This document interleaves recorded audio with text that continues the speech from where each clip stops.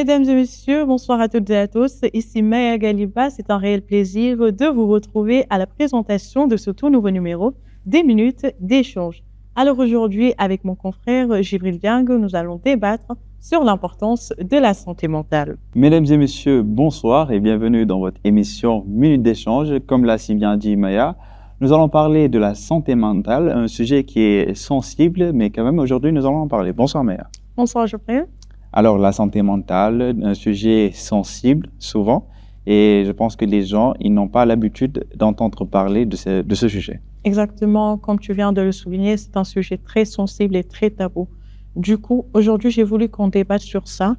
Et il y a souvent une question qu'on évoque souvent concernant la santé mentale.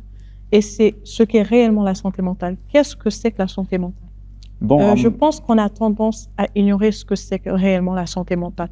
Alors pour toi, qu'est-ce que c'est que réellement la santé mentale? Bien sûr, à mon avis, la santé mentale, c'est un état de bien-être psychologique, émotionnel et même social d'une personne. Et je pense que c'est important que les gens sachent qu'ils ont besoin, c'est-à-dire il n'y a pas de santé sans santé mentale, Maya. Exactement. Comme on le dit si souvent, la santé mentale n'est pas une faiblesse, mais plutôt une composante de la santé globale.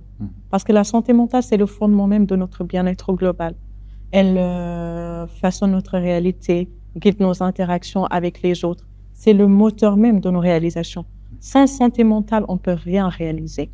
Alors du coup, j'aimerais vraiment qu'on insiste sur ça et qu'on essaye de sensibiliser les gens sur ce que c'est que réellement la santé mentale et son importance. Et je pense qu'on a pu recueillir quelques témoignages de la part de quelques personnes. Et je pense que vous allez commencer à lire, après je vais suivre. Exactement, je vais commencer avec les témoignages qu'on a reçus. Alors déjà pour le premier témoignage, dans ma famille, on me disait de prier, de patienter, mais personne ne comprenait que j'avais besoin d'aide psychologique. Pour le premier. On a le deuxième, j'ai perdu le goût de tout, même de sortir, même de voir mes amis. C'est comme si la vie n'avait plus de douleur. On a le troisième, je croyais que la dépression, c'était pour les autres, jusqu'au jour où je n'arrivais plus à me lever de mon lit. Mais Maya, revenons-en au premier. Au premier, dans ma famille, on me disait de prier, de patienter, mais personne ne comprenait que j'avais besoin d'aide psychologique. Bien sûr, c'est-à-dire que souvent, en Afrique surtout, les gens, ils ont l'habitude de se référer aux religions. C'est bien, c'est très bien, mais la personne a besoin d'une oreille attentive. Elle a besoin de son entourage, de sa famille, pour qu'il puisse lui tendre main. Exactement, c'est ce qui manque de nos jours. Parce que de nos jours, on peut être confronté à des problèmes, on peut être confronté à de nombreuses difficultés, mais le problème, c'est à qui en parler. Comment trouver une oreille attentive? Comment trouver une personne qui va nous écouter, qui va nous conseiller, qui va essayer de nous donner des solutions? Là est le problème. Raison pour laquelle on a tendance à vouloir garder nos problèmes pour nous, à vouloir essayer de démontrer autre chose, à vouloir démontrer une autre posture de ce qui se passe réellement. Et du coup, c'est ce qui nous enfonce de plus en plus dans certaines... Est-ce que le fait de garder ses problèmes, de garder ses peines pour soi, je pense que c'est ce qui va faire de ce problème un très grand problème, c'est-à-dire ça va empirer la situation. Exactement, c'est empirer les choses. Parce que le fait de garder ses problèmes, le fait de ne pas vouloir en parler, le fait de ne pas vouloir partager ceci avec, je ne sais pas, les gens de son entourage, les gens de sa famille, ses amis ou, je ne sais pas, une connaissance, là, ça n'aide vraiment pas du tout. Quand on a des problèmes, la seule chose qu'on espère, c'est de les régler, d'avoir une solution, d'essayer de surpasser, mais pas essayer de se retrouver encore plus dans des difficultés et jusqu'à sombrer dans la dépression, parce que c'est ce qui nous pousse à sombrer dans la dépression. Et je pense que pour ce cas, nous allons dire à la personne de continuer, surtout de prier, et aussi trouver une personne avec qui discuter, échanger. Ouais. Oui, elle peut aussi essayer de chercher, je ne sais pas, un psychologue, un expert qui pourra essayer de l'écouter, de lui donner des conseils, de parler avec elle. Je ne sais pas, elle pourrait aussi changer son mode de vie, Mais le fait d'aller vers un psychologue ou un thérapeute, peut-être, genre, je ne sais pas, parce que les gens ici, ils n'ont pas... On a ce problème d'aller voir de les ne pas vouloir psychologues et les fréquenter thérapeutes. un psychologue. Mhm. Parce que pour nous, quand on part voir un psychologue, c'est qu'on est fou. C'est qu'on a des troubles mentaux. Bien sûr. C'est qu'on a des problèmes. Je ne sais pas, que ça ne va pas bien mentalement. Alors que tel n'est pas le cas. On peut avoir des soucis, on peut essayer de vouloir en parler, de vouloir avoir quelqu'un qui nous écoute, quelqu'un qui est là pour nous écouter, qui est là pour nous conseiller, mais ne pas savoir par où passer, ne pas savoir comment faire. Alors, les psychologues sont là exactement pour nous apporter des solutions, pour nous écouter, pour nous essayer à surpasser. Mais est-ce qu'il y a cette communication de la part de ces spécialistes qui doivent sortir à travers, c'est-à-dire les médias, les réseaux sociaux, pour faire croire aux gens aussi, faire appeler les gens vers eux pour qu'ils puissent aussi les aider? Justement, je pense qu'ils doivent être beaucoup plus réactifs, je ne sais pas, sur les réseaux, essayer de sensibiliser avec des vidéos, de partage. Parce que de nos jours, on est tous présents sur les réseaux sociaux. Essayer de faire quelques sensibilisations pour les jeunes. Parce qu'on est nombreux à sombrer dans la dépression, surtout nous les jeunes. Souvent à cause du chômage, à cause de la pression familiale, à cause du cyberharcèlement, à cause du body shaming, qui de nos jours ne fait qu'empirer de jour en jour. C'est un thème dont nous allons revenir Exactement, ici sur le plateau. Le body shaming. Parce que tu es là, tu reçois des jugements vraiment blessants. T'as grossi, t'as maigri, t'as noirci, etc. Tu as quel problème? Pourquoi tu ne manges pas? Pourquoi tu ne grossis pas? Qu'est-ce qui se passe? Pourquoi tu ne t'es pas encore marié? Pourquoi tu n'as pas encore d'enfant? Alors, il faut que les gens prennent acte de certains mots. Parce qu'on ne peut pas regarder une personne et essayer de lui faire des commentaires négatifs. Ça joue dans l'esprit. Ça te trotte l'esprit. Des fois, une personne peut te sortir un commentaire. Pour elle, ça va, voilà, c'est juste normal, alors que ce n'est pas du tout normal. Avant de dire une chose, avant de sortir un truc les mots blessent. Il faut vraiment penser à ce que tu es en train de dire à la personne. L'impact que ça aura sur cette personne. Et je pense que les gens n'ont pas encore pris acte et conscience de ça. Évidemment. Donc Maya, nous allons passer au deuxième témoignage. Alors le deuxième, j'ai perdu le goût de tout, même de sortir, même de voir mes amis. C'est comme si la vie n'avait plus de couleur. Tu vois là où ça peut mener ce problème de santé mentale. Et c'est ce qui pousse les gens à avoir des pensées suicidaires. Surtout, bien sûr. Surtout chez les jeunes.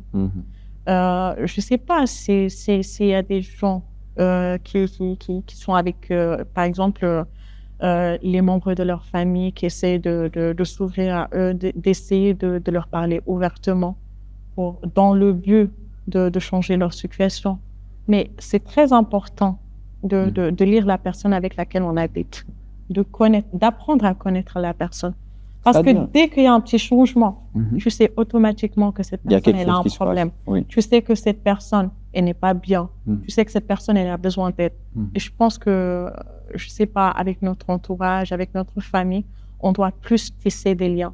Même si je pense, beaucoup plus présent. Si la personne n'habite pas avec toi, mais si juste ton ami, une connaissance, etc. Exactement. Je pense que c'est bien de prendre des nouvelles de la personne sans pour autant lui demander. Ça fait énormément de bien de prendre des nouvelles de la personne. Prendre des nouvelles de la personne. Parce que des fois, je peux être dans une situation un peu compliquée et n'avoir juste besoin que d'un petit message de la part d'une personne. Maya, ça va, tu vas bien? Ça fait un moment que j'ai pas eu de tes nouvelles. Est-ce que tu vas bien? Est-ce que ça va? Ça fait tellement de bien. Du coup, quand la personne va recevoir un petit message, elle va savoir qu'il y a quelqu'un qui se soucie d'elle, qu'il y a une personne qui pense à elle, qu'il y a une personne qui pense à son bien-être. Du coup, je pense que ça aussi, ça peut beaucoup aider.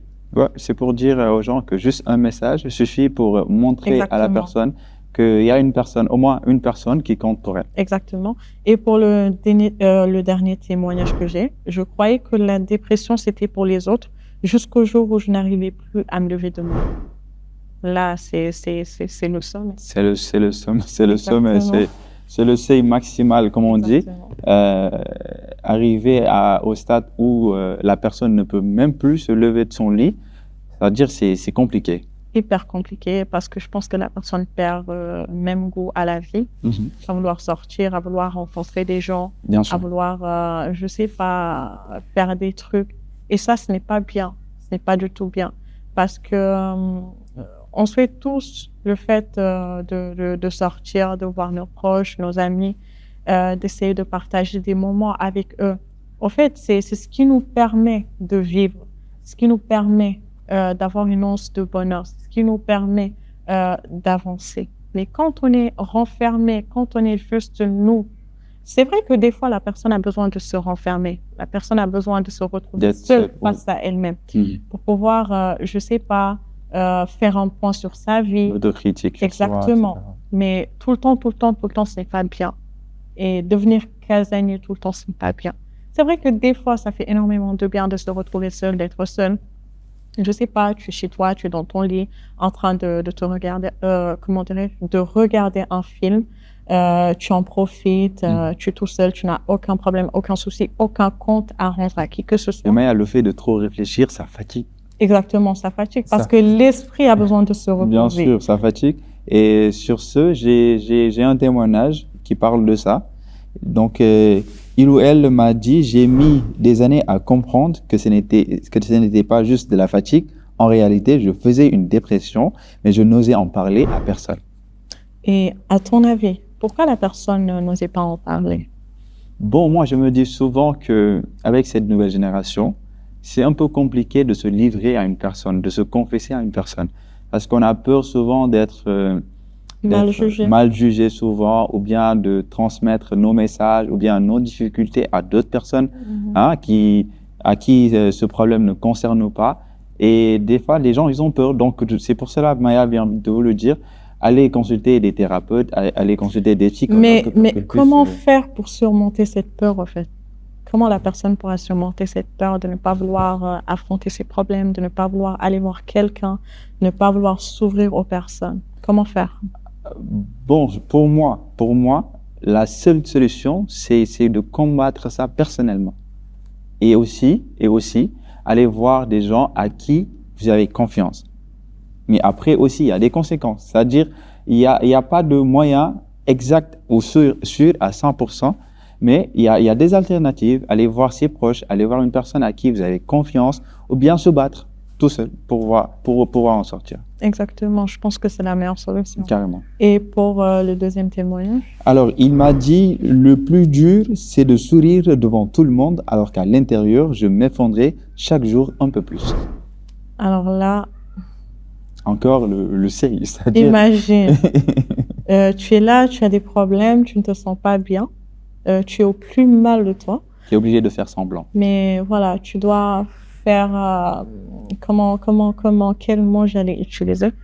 Tu dois démontrer une posture, la posture parfaite de la personne. Cette situation arrive le plus souvent en fait, c'est aux gens qui sont célèbres ou bien exactement. aux gens de médias. Parce qu'ils se disent qu'ils n'ont pas droit à l'erreur. Ouais. Ils n'ont pas le droit à l'erreur, ils n'ont pas le droit de démontrer autre chose que du bonheur, que du bien-être et autres.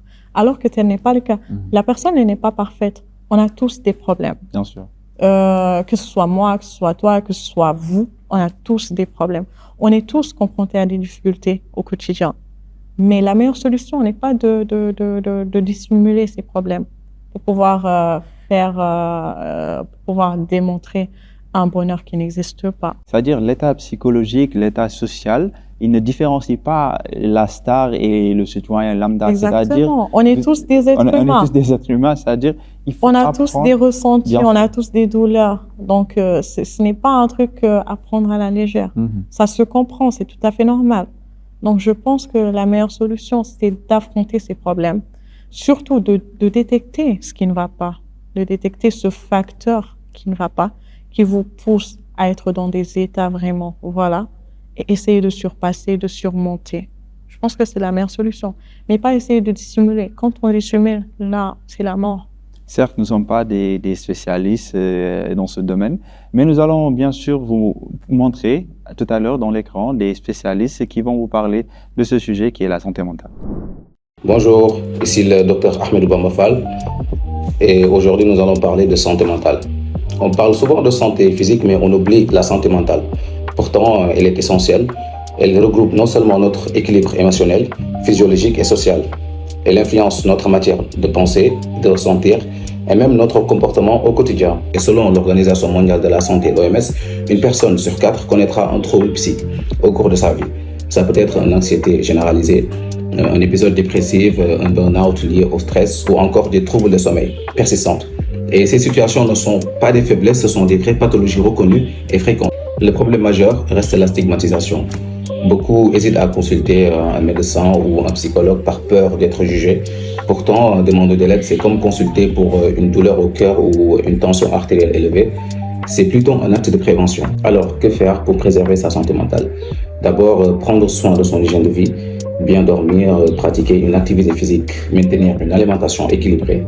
Ensuite, exprimer ses émotions, éviter l'isolement social et rechercher du soutien auprès de ses proches.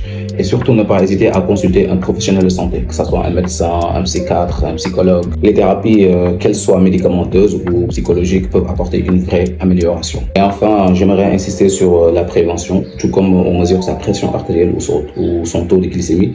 Il est important d'évaluer régulièrement son état psychique, écouter des signaux d'alerte, reconnaître la fatigue mentale et agir plus tôt. Je vais terminer par une phrase simple. La santé mentale, ce n'est pas un luxe, c'est la santé tout court. En prendre soin, c'est protéger notre avenir individuellement et collectivement. C'était Dr Ahmed Boumafal. Merci beaucoup et bonne soirée.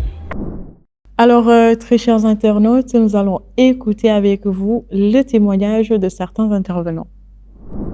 En ce qui concerne la question de la santé mentale, la santé mentale, c'est pas apparent, c'est quelque chose d'implicite, donc on peut pas le voir. Et ce qu'on peut pas voir, généralement, on peut pas juger, mais la santé mentale, c'est un pilier essentiel pour l'être humain. On a la santé physique qui est apparente, si quelqu'un est blessé ou quelqu'un a un trouble, c'est apparent, mais les troubles mentaux, ils ne sont pas trop apparents. Donc, il faut toujours donner de l'importance à ce qui n'est pas apparent, plus que ce qui est apparent. Pourquoi?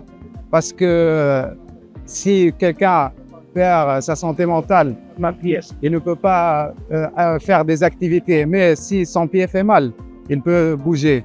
OK. Pour prévenir et pour sensibiliser à la santé mentale, généralement, les gens tiennent à ne pas aller vers le toubib ou le psychologue de peur que la société juge ou de peur que la famille juge ou de peur qu'on dise « Ah, X n'est pas mal, X est fou ». Le terme « fou » en lui-même, c'est un terme falsifié, quoi. Il n'y a pas de personne folle. Vous voyez? Et il n'y a pas pourquoi ne pas aller au psychologue et voir sa santé mentale. De 3, je pense que pour prévenir de ça, il faut faire des sensibilisations aux jeunes, il faut prendre soin de soi et quand on ne se sent pas bien, nous allons directement vers le docteur, il n'y a pas pourquoi. Et de 3, il faut aussi essayer de se limiter de tout ce qui est stupéfiant, tout ce qui est les matières qui font trouble au mental. Quand je m'avais, les gens ils ont moqué de moi. Mais moi, je ne calcule pas ça. Tout ce que Dieu a fait, parce que c'est Dieu qui m'a rendu comme ça. Peut-être si Dieu m'a dit long, je voulais faire quelque chose qui est mal, il m'a rendu comme ça. Mais moi, je suis fier de ça aussi. Il m'a marqué, il m'a rendu comme ça. Parce que où moi je vais là-bas, tous les gens m'aiment. Où moi je vais là-bas, tous les gens m'aiment. Il y a les gens qui me moquent à cause de ma taille. Les gens, tu vois, ils parlent, ils rient, mais des fois, ils rient. Mais il dit dans mon cœur, il laisse pour moi Dieu. C'est ça. Et puis, je n'ai jamais bagarré. Je ne bagarre pas, je dis rien. Mais si les gens me moquent, je sais que lui là, il me moque. Les gens, il y a les langues, ils parlent ça, mais je sais que lui là, il a parlé ça la langue, mais je sais que c'est moi, il me moque, mais je ne parle pas. Il dit dans mon cœur, il laisse pour moi Dieu. Après, je continue mon chemin. Avant que je venais ici même, je suis venu ici, je ne connais personne. Il demandait l'argent, il partait au Carrefour là-bas, Carrefour pour demander l'argent pour nourrir ma famille. Aujourd'hui, il lave les chaussures, il a laissé tout ça. je lave les chaussures, on me paye. Tu vois, je continue à aider ma famille aussi. Tu vois, bon, pour... Ici, là, il y avait mes amis, eux tous, ils sont gentils avec moi, ils m'ont pris comme leurs petits frères, leurs grands frères. J'ai causé avec eux, et ils m'ont appelé pour venir travailler avec eux. Actuellement, je suis avec eux même.